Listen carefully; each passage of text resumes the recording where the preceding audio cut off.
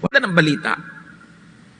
So makikita nyo, kahit sa kapwa nyo, kahit sa tao, kahit sa sarili nating pamilya, may mga ganong pagdadala ng balita. Maganda naman pala yung news, pero ang pangit ng presentation. Nakaka-apekto. Kaya dapat tayo nanunuri. And don't listen to vexing, disturbing, and stressful talk. Lagi na lang end of the world. Lagi na lang 666.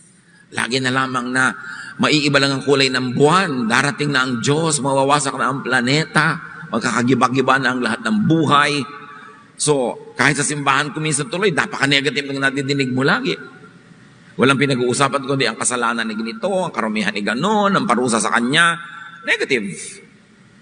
Well, we should hear negative things in proportion and in its correct context. We should protect ourselves from needless negation of even positive things.